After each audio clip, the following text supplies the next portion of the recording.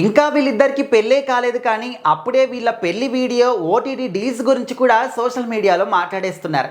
So మనందరికీ తెలిసిన వివరాల ప్రకారం వీళ్ళిద్దరి పెళ్ళి ఈ నెల అంటే ఫిబ్రవరి 26న అవుతుంది అని చెప్పేసి ఇప్పటి వరకు అయితే అనుకుంటున్నారు. మరి దాని గురించి కూడా అధికారికంగా ఏదైనా అనౌన్స్మెంట్ ఉందా, వాళ్ళు చెప్పారా అంటే అది లేదు, జస్ట్ మనం అనుకుంటుంది.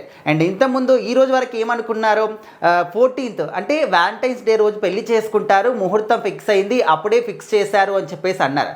సో ఈరోజు 14th, ఇంకా అలాంటిది అయితే ఏదీ లేదు. మరి ఇప్పుడు ఫిబ్రవరి 26 కానీ మళ్ళీ మాట్లాడుకుంటున్నారు. మరి నిజంగా 26కు అవుతుందా లేదా అనే విషయం పట్ల ఎవ్వరికి ఒక క్లారిటీ అనేది లేదు. అంటే సోషల్ మీడియాలో ఇన్ని రకాల రూమర్స్ వస్తూ ఉన్నాయి, ఇంతమంది ఇన్ని రకాలుగా మాట్లాడుకుంటున్నారు వాళ్ళ పెళ్లి గురించి. కానీ వాళ్ళిద్దరు మాత్రం ఇద్దరిలో ఎవరైనా ఒక్కరు కూడా బయటికి వచ్చి అవును కాదు అప్పుడుంది ఇప్పుడుందని ఏ ఒక్క విషయాన్ని కూడా చెప్పట్లేదు.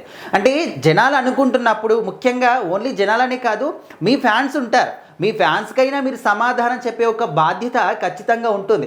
కానీ ఆ బాధ్యతని వీళ్ళు నెరవేర్చట్లేదు అండ్ ఇంకా నిరాశపరుస్తున్నారు అని చెప్పేసి, అండ్ ముఖ్యంగా ఫ్యాన్స్ని డిసప్పాయింట్ చేస్తున్నారు అని చెప్పేసి క్లియర్గా అర్థమైపోతుంది.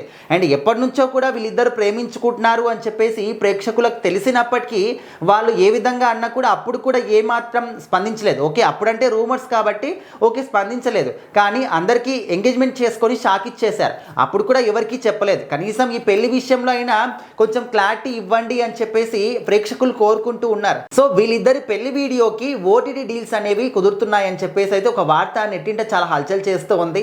ఏంటంటే నెట్ఫ్లిక్స్ వాళ్ళు వీళ్ళ యొక్క పెళ్లి వీడియోని రైట్స్ అనేవి దక్కించుకోవడానికి 60 కోట్లు ఆఫర్ చేసినట్టు కూడా తెలుస్తుంది.